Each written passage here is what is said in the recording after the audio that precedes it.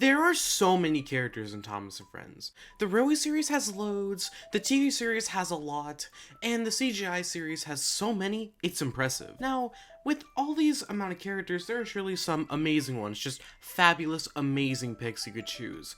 But I am kind of different in like really stupid characters that no one really should like, but I just really like weird things, so naturally, I like weird characters. Now, I've done a lot of videos talking about obscure characters before, but I wanted to do another one with characters that I personally really like. Now, my reasoning for liking these characters isn't really, like, logical or even that good of a reason, but I just wanted to share my opinions on these characters, give a list for some, so that way more people can hopefully talk about these characters more, and maybe I can expose some new people to some characters that they had no idea about.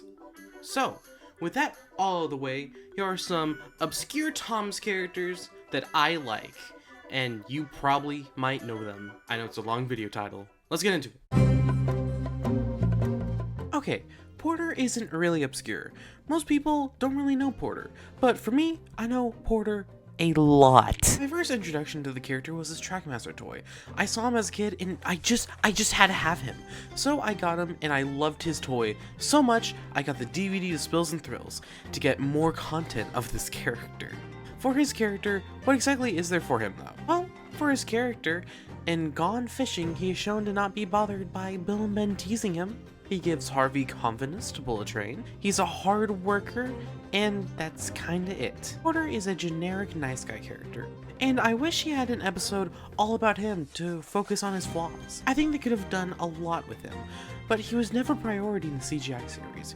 He was always just a character there for a cameo and nothing more. And the CGI series liked having supporting characters for already established characters, like everything of Scruff or Whiff and stuff like that. So they never really focused on them, and Porter was kind of just that for Salty. This doesn't stop me from liking him. I can acknowledge that there isn't a whole lot to his character, but it's just something about him that makes him one of my favorite characters in this franchise. And Porter also had some really good merchandise, with his Trackmaster model being just really good. Also the first one to not have buffer paint, to my knowledge at least, which is really weird. Porter also has a really nice Tank and Play model, and it's just, this is perfect. And his capsule player model is unsurprisingly amazing. Porter also appeared in a Spills and Thrills book and was called Baldwin in it. So he was probably supposed to be named Baldwin, which would have been so cool, which makes me wonder why would they change his name to Porter. We could have had Baldwin as a name for Porter. Maybe you can like headcanon it to still be his name and just Porter's like his first name or something. I don't know, but overall, Porter is an S tier character for me. Farmer Colette has to be the most insane farmer on Sodor, and I love him. He has a wife and kids, a bull named Lord Harry, and of course, a farm. He first appeared in the magazines, and has the most insane logic imaginable. In the story, a special story about Terrence, he has his horses and sees a river and he thinks, this is probably shallow water, I can pass it, to then find out it was in fact not shallow water. Now, he wants to get to the other side of the river, but he is completely ignoring the fact that there is a bridge right behind him he could take instead of just crossing this river. It would be better so that way his stuff isn't even messed up, and also to avoid this whole situation in the first place. Even though he is a farmer, he is shown to do yard work at Dingley Hall, which we know he doesn't own because Dingley Hall is owned by Mr. and Mrs. Ball. Yes, that's real. I don't know why that's their names. In the story, Thomas and the Bluebird, a bluebird makes a nest in Thomas's funnel, and somehow Thomas doesn't notice because they took a nap. I don't know, the magazines are freaking weird. So, Farmer Colette has the best idea to take his oil tanker, put a funnel on top of it, put a nest in the funnel, and then, you think that'd be enough to get the bluebird to move. No, he has to go and paint Thomas's face identically, 1-to-1, on an oil tanker. He put in way too much effort on a painting for this bird to feel more comfortable. Would a bird feel more comfortable seeing a 1-to-1 replica of Thomas's face that doesn't blink? In the TV series, he is really just nothing.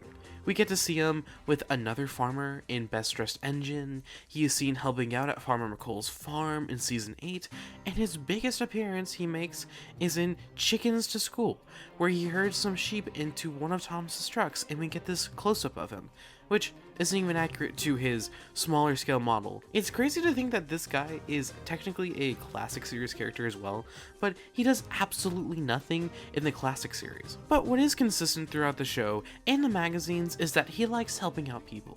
Either that be Farmer McColl or the Balls, he just loves to help out people. I prefer him to be this farmer guy who does some of the weirdest things imaginable, rather than be a generic character that doesn't even get named most of the time. He is by far my favorite farmer in Thomas and Friends, and it's going to take someone even more insane to take that spot from him.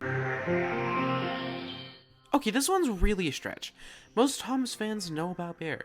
He is from my favorite book in the Railway series, he has a great character that tons of people know, so why am I talking about him? Well, mainly because I want to, and I find it ridiculous that the next 3 books after Enterprising Engines, Wilbert wrote, had nothing to do with him. So when it came to Christopher Audrey, which you think would be a perfect time to bring back Bear, what did he do with him? Pretty much nothing. He was just there sometimes, and Christopher wasted an opportunity to include him in the story Deep Freeze, and used this like nothing character when he could have had Bear and just rewrote some of the dialogue to make it work. He has such a solid introduction, and he's done so well in the book, it makes you want more stories with him in it. To expand his character, maybe have a Bear focus story. That would have been so cool. But he didn't get any of that. And now it's just up to Thomas fans who are really good at telling stories to just put him in stuff. It's crazy to me that he ends up being a mainline character, and after this book, we barely got anything from him. He doesn't have much merchandise either. We could get the weirdest, obscure Railway series character, and then you got a wooden railway model. But Bear, nope. All he has is a Hornby model with his old name, D7101, and he also has an Ertl model, also with his old name, D7101. We have yet to get merchandise of Bear as Bear and not D7101. We probably never will get any merchandise from Bear unless he's added to the TV series one day, and that is not looking likely. Bear as a character is just amazing, and I love him, and he's so underused. Webman, by far, is the most out-of-place Thomas character there is. He appears in the magazine story Superheroes, and we are told that they are just dressing up as superheroes for the Elsbridge Carnival. Webman has Harold dress up to look like Webman's helicopter, so I'm guessing that Webman has a lot of money to throw at a carnival. The police get a call that a jewelry store got robbed, so they take Harold to go after the guy, and for some reason, Webman comes with them. They are high in the sky, and this dude's like, "Oh, officers, I have a freaking massive web. Do you want to use it to catch the guy?"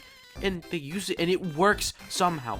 The weirdest part of this whole thing is that Webman had a massive web, and we have no idea why he has it. Is Webman just a guy dressing up for Carnival, or is he actually a real superhero? Because this isn't like a tablecloth. No, it traps the criminal. They don't even use handcuffs. So Webman makes the newspaper for, I don't know, catching criminal. I guess that makes sense. And I'm guessing that this guy is pretty much just a cosplayer by what the story tells us, but we never get to hear if Webman is a fictional character or a superhero that this guy just made up for himself. He confuses me so much, and he feels like he's not even real most of the time, and that's kind of why I love him. I love really stupid characters that lack logic, and Webman just really fits that. I hope one day that he'll appear in a Spider-Man movie. I highly doubt that'll ever happen, but it would be so funny if he did. I wanted to cover one hit era character for this video, and Dennis the Diesel is the first character that came to mind. I love this guy. Dennis the Diesel is a really lazy engine. He tries to get Thomas to do his work for him, and when that doesn't work out, he figures, well, if I leave my trucks on the line, someone will have to take them, to then fall into a ditch. Thomas comes back and he's like, hey, my bad, I didn't do my job, you see, I'm lazy. Since it's a hit era, he has a redemption arc and learns to not be lazy. I really like Dennis as this engine who will do anything to get out of doing what his job is. I also find it funny how he's just totally fine with admitting that he's lazy. How many people out there who are just admitting that they are lazy to the extent that Dennis is? I wish he could have come to an era with good writing so they could have expanded his character. But I also would have just liked seeing him just not feel like doing stuff. Dennis overall is relatable for so many people, I feel like, and Dennis could have really been the main character of his own spin-off series. I don't know about laziness because of how relatable his potential is. But being serious, Dennis is cool. I'm upset he got cut from the Day of the Diesels movie. He would have been nice in there. But yeah, please talk about Dennis more. And those are the characters I wanted to cover for this video. I know not all of these characters were as unknown as you might have expected. Most of them are pretty known, but I'm talking about obscure characters. It doesn't exactly mean that you don't know them. It just means that they didn't really appear in much stuff. I really am glad I got to talk about these characters, so if you want me to talk about more characters, I can easily talk about more really freaking weird characters. And that's it from me, and you can now leave.